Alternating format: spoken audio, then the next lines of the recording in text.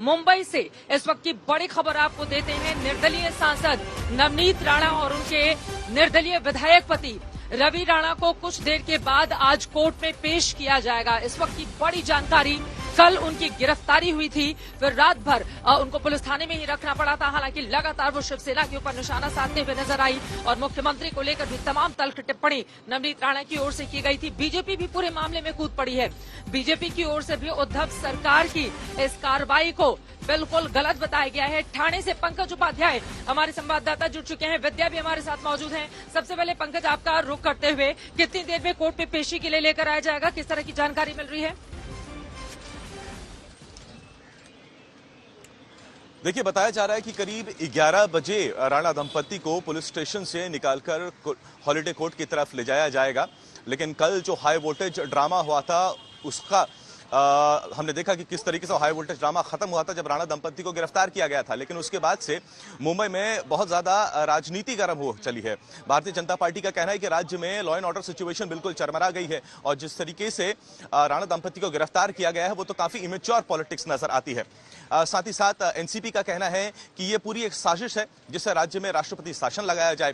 कांग्रेस ने शिवसेना का धन्यवाद दिया है जिस तरीके से शिव सैनिकों ने राणा दंपति का घेराव कर दिया था, उनके घर के नीचे उन्होंने गैदरिंग कर दी थी। साथ ही साथ शिवसेना का कहना है कि ये तो बीजेपी स्पॉन्सर्ड एक्ट था, राणा दंपति के कंधे पर बंदूक रख के निशाना साधा गया है और वो टिट फॉर टैट रिटेलिएट करेंगे। भारतीय जनता पार्टी कहती है लॉ एंड ऑर्डर सिचुएशन राज्य में चरमरा गई है। देवेंद्र फडणवीस के साथ साथ बीजेपी के वरिष्ठ नेता किरीट सोमैया ने कहा है कि अब राज्य में रावण राज्य शुरू हो गया है। इनफैक्ट 10 बजे तो किरीट सोमैया एक प्रेस कॉन्फ्रेंस भी लेने वाले हैं क्योंकि जब वो खार पुलिस स्टेशन आए थे कल तो उन पर हमला हो गया था, वो थोड़े जख्मी भी हो गए थे। तो राज्य की जो इस वक्त राजनीति है वो गर्मा गई है। लेकिन टेक्निकल अगर पहलू की बात करें तो 153A लगा दिया गया है राणा दंपति पे। अब देखते हैं आगे क्या होगा। 11 बजे का हमें समय बताया गया है जब उनको कोर्ट में ले जाया जाएगा। लेकिन इस पूरे मामले को लेकर सियासत लगातार जारी है। इस वक्त हमारे साथ बांद्रा कोर्ट से विद्या जुड़ चुकी हैं। विद्या, वहां पर किस तरह की तैयारी की गई है? क्योंकि कल हम सब ने देखा था कितना हंगामा शिव सैनिकों की ओर से राणा दंपति के घर के बाहर किया गया था। आज भी उसी तरह की स्थिति पैदा नहीं होने पाए या फिर राणा दंपति के जो समर्थक हैं वो वहां पर इकट्ठा न हो जाए, वहां की तैयारी किस तरह की है विद्या?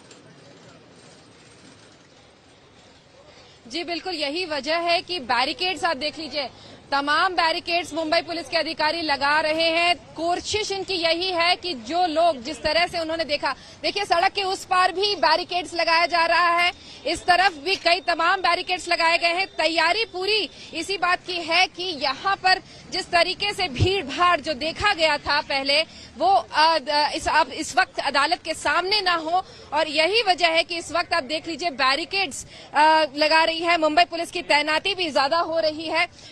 मुंबई पुलिस के अधिकारी पूरी तरीके से मुस्तैद हैं इस बात को लेके कि कहीं कोई दिक्कत, ज्यादा भीड़ कम से कम अदालत में अंदर नहीं घुसे। याद रखें कि आज ये हॉलिडे कोर्ट है, संडे का समय है, बाकी तमाम कोर्ट्स बंद रहते हैं। कुछ ही कोर्ट्स हैं जहां पर की पेशी हो सकती है और यहाँ पे बहुत ज्यादा भीड़ होती है।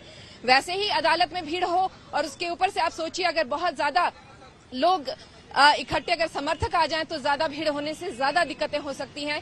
यही वजह है कि मुंबई पुलिस इतनी मुस्तैदी दिखा रही है। इसके अलावा आपको बता दूं सरकारी पक्ष, क्योंकि 153A जो कि एक नॉन बेलेबल सेक्शन लगाया गया है, तो जाहिर सी बात है कि जो मुंबई पुलिस है वो एक कस्टडी कम से कम कुछ दिनों की मांगेगी जरूर। अब देखना यह है कि अदालत बचाव पक्ष और सरकारी पक्ष दोनों के सुनने के बाद कस्टडी देता है या नहीं। ठीक है विद्या, ये महत्वपूर्ण जानकारी आप दे रही हैं। एक बार फिर से पंकज का रुख कर लेते हैं जो थाने परिसर में ही इस वक्त उनकी मौजूदगी है। मुश्किलें यहाँ पर राणा दंपति की बढ़ गई हैं, बचाव के लिए अब उनकी ओर से की जा रही है, इसके बारे में पंकज आप क्या जानकारी देंगे? क्योंकि सीधे उद्धव ठाकरे पर टिप्पणी, जिसके बाद शिव सैनिकों का जमकर हंगामा, धार्मिक भावनाओं को भड़काने के आरोप लगा दिए गए, कई धाराएं लगा दी गई, उनकी गिरफ्तारी हो गई। अब खुद को बचाने की किस तरह से कोशिशें इन दोनों की ओर से ही की जा रही हैं? देखिए, जहां तक राणा दंपति है उनका कहना है कि ये गिरफ्तारी बिल्कुल इलीगल है। एक तो उनको नोटिस नहीं दिया गया। अब वो एक राणा दंपति का कहना है उनमें से एक मेंबर ऑफ पार्लियामेंट है, एक एमएलए है, तो स्पीकर की जो है परमिशन लेनी चाहिए थी। ये जो लीगल और टेक्निकल फॉर्मेलिटीज हैं उनको पूरा नहीं किया गया। अब ये भी वो कह रहे हैं कि उन्होंने तो अपने घर से बाहर कदम ही नहीं निकाला था। ये भी कह रहे हैं कि उनका जो प्लान था कि वो मातोश्री के सामने जाते और वहां वो हनुमान चालीसा का पाठ करते, ऐसा तो उन्होंने किया ही नहीं है। यानी जो नियमों के उल्लंघन की बात करी जा रही है, ऐसा तो उन्होंने किया ही नहीं है। पलट उन्होंने एक कंप्लेन दर्ज कराई है उद्धव ठाकरे के खिलाफ, संजय राउत के खिलाफ और शिवसेना के नेता अनिल परब के खिलाफ। उनका कहना है कि इन तीनों ने मिलकर एक साजिश रची थी उनको मारने की। तो यहां राजनीति बहुत ज्यादा गर्म हो रखी है। अब आगे क्या होगा ये देखने वाली बात होगी।